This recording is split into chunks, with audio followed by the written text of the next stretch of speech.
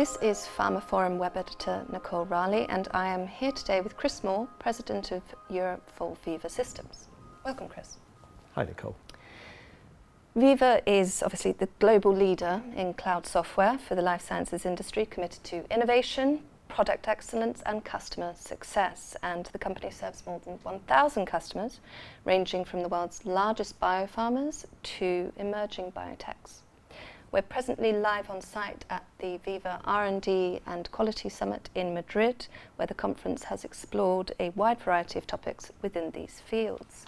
But in our conversation today, which has been guided by the discussions of the past 2 days, we'll be circulating around the global trend in declining HCP or healthcare professional access, as well as the general sentiment of doctors in Europe today, the desire for a greater mix of in-person and digital interactions, and how a more coordinated approach across functions can help.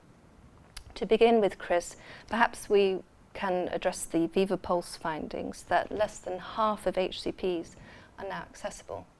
So if I give a little bit of history to the conversation we're going to be having, the Veeva Pulse Field Trends report, which analyses over 600 million HCP interactions and activities annually from more than 80% of commercial biopharma field teams worldwide, its analysis compiles real-time transactional data recorded in Veeva CRM and Veeva Data products to deliver a view of engagement activity across the life sciences. Indexed by Veeva Quarterly, the data aims to help companies effectively and accurately benchmark performance and to set the right actionable goals for continued growth and impact. But before we dive deeper into the recent report's findings, I thought it was interesting that PM Live earlier in the year reported that the new reality, so to speak, of HCP engagement is that HCPs have more options than ever before. And for many in the industry, this has made cutting through the noise in the online space a significant challenge. The write-up also suggested that to achieve impact, digital HCP engagement strategies must increasingly be underpinned by clear understanding of HCP's evolving needs and preferences, with a view towards delivering content that is timely, relevant, and importantly, personalised. Yeah.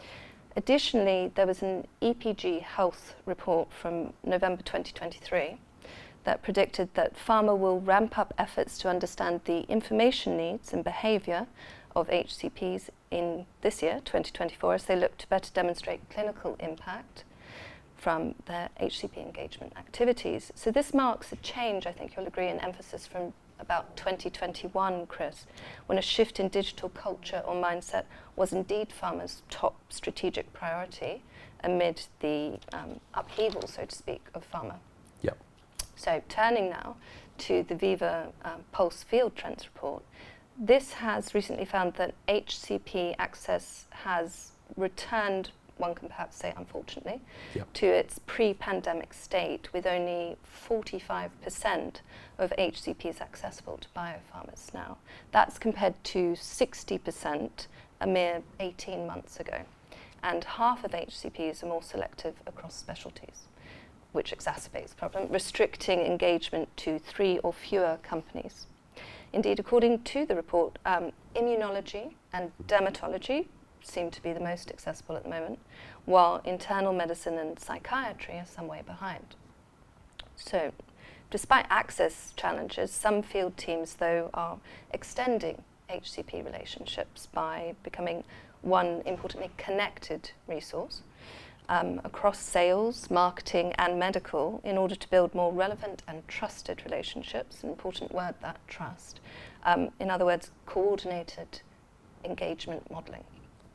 So Chris, after all that preamble, can you tell us more about this trend? Well, first of all, great summary. Thank you. I think what we're really seeing is exactly as you said. Going into the pandemic, we were seeing these kind of numbers. Half of all doctors not taking any visits from pharmaceutical companies, and of those, the vast majority speaking to 3 or fewer. That obviously dropped off a cliff when the pandemic happened, and we saw a pickup in digital engagement. And then when people were allowed to reconnect again, there was a spike whilst whilst doctors and pharmaceutical companies reconnected. And we've seen it return pretty much to exactly where it was before. But I think your intro there picked a couple of few key points that we're seeing that sits behind the data. And if you remember back from when we were here in Madrid in November, and we saw the panel of doctors, I thought they summarised it beautifully. So in their words, what they look at is they need information on how to treat their patients. They need to know which treatments are available and whether they're applicable, but they need to sometimes know that almost in real time. And they're looking for true education. So I think when you pick apart those numbers and see what sits behind it, what you're really seeing is those that add value in that relationship are actually sought after. But those that have a superficial message, or the key thing that we heard from that panel was that the most frustrating thing is if they get interactions with companies that don't build off the previous one, and it's just hammering the same point over and over again. So that then starts to point to, if you can add value in the relationship, and if there's true education, and if each interaction builds off the last one, then you are seeing access levels. But pharmaceutical companies have to be aware that those doctors are being very selective, and they are going to get limited chances of building that trust. And when they do, they're going to have to maintain it. Exactly. And knowing this right way to approach the HCPs and deliver a personalised approach, this all depends on data, doesn't it? Absolutely. And you touched on some really great examples in your intro. So we've heard from our customers, for example, that they've had instances where they've been conducting clinical trials with real leaders in the field in a particular therapeutic area.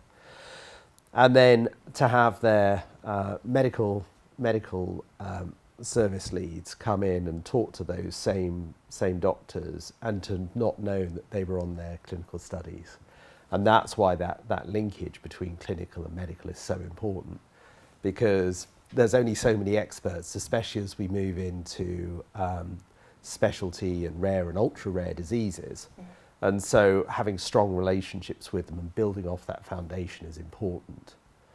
The other thing that we're seeing is that when you have those interactions, they do need to be tailored to the individual, and that's quite difficult today. So what we're looking at is how can we combine sales, marketing and medical, so that with input from clinical, to understand who we've spoken to, about what, and what did they value, and how do they want how do they want to be communicated with, i.e. in person, digital or mixture. And then the final element is there was always this notion that it was a push message. So pharmaceutical companies would reach out to doctors, and it would all be about, right, okay, I want to tell you about. Actually, what we hear from physicians is, no, sometimes there's time when I need to know the answer to, is this drug right for my patient? Under what circumstances? What can you tell me? Can you help me with this? And there, what we've been doing is experimenting with two-way chat. And with compliant chat, we're seeing 30% of all those interactions actually triggered by physicians who have a question, need it answered, and want it answered pretty quickly. And again, all of that builds this circle of trust, especially if you understand every interaction and can build off it. Circle of trust, two-way chat, basically the very nature of a human relationship. 100%. And back to, again, you touched on it beautifully in your intro. There's so many companies, and they're targeting some fairly specialist areas. And doctors are human beings, and they will focus their efforts on those where they feel that they get the most value. And that means that every interaction is precious and it has to add value. Absolutely. So if we think about this notion and perhaps what might exist geographically differently when it comes to HCP access, considering the global trends now and taking into consideration the US, as well as Europe, Asia, but also Latin America. For instance, Latin America was found to have the lowest average meeting duration of all regions. Can you perhaps tell us why there is this discrepancy between the connectivity, as it were? Yeah, I mean, when we look at this across markets, in some places it's easier to understand than others. So, for example, as we look into markets like the UK, where you've got a lot of collective agreements and you go through healthcare trusts, the direct interaction with physicians is even more limited, and they're even more selective about who they talk to. And we're seeing those discrepancies across all markets, almost with the US being the benchmark, and places like Latin America are even lower. Where you've got high prevalence of specialty medicine, that's where you tend to see where there's new and innovative treatments, that's where you tend to see more engagement, because the doctors need to understand the treatments and how to use them. So I think what's interesting is, yes, we see discrepancies by markets. That could be cultural, it could be product mix. But equally, we're seeing that the core trend almost goes up and down in unison. And it's this combination of value in every interaction, building off the previous one, and the mix of channels that suits the individual, including two-way. Mm-hmm. So you've spoken a lot about education during this conversation. Yeah. So if we think pre-launch, what role can education of KOLs or field medical key opinion leaders play in facilitating matters? We've seen that if you target and provide support to those KOLs 6 months or more before launch, differential outcomes, both in terms of initial prescriptions, but really interestingly, the maintenance of those prescriptions, so the adherence to it going forward. And if you take a step back and just look at it from a logical perspective, it kind of makes sense. If you're educating the market to how it should be used, when it should be used, what are the right patient sets, you're going to get better outcomes. And those KOLs are so important to educating the medical community as a whole. So understanding who they are, understanding how they like to communicate, and understanding any track record or history does what we touched on previously, which is building that trust-based relationship. And so what we're seeing is those companies that understand and target that get considerably better differential outcomes. So if we think about outcomes now, and what hasn't been mentioned here is perhaps digital advertising and its place in this, and not only that, but its synchronization with field activity. What can be the beneficial effect of that? Well, so obviously there's different things you can do in different markets, and ranging from the US market, where you can target the patient directly. And there, for example, we work with companies to track their field campaigns to really understand what was the impact of this particular campaign, be it in print or TV or radio. Coming back over to pretty much the rest of the world, where you can't do direct patient advertising, it's more direct to physicians. And there, it's really about understanding the dynamic of that community and the role of the physician within that community. So what do they react to? There's national variants to that as well, and there's also therapeutic area variants. And so it's understanding all of those dynamics at play and then understanding that individual and understanding which channels they like the most. So what we see is typically, if you look generically on a population level, face-to-face is always the core of any relationship. We're all human.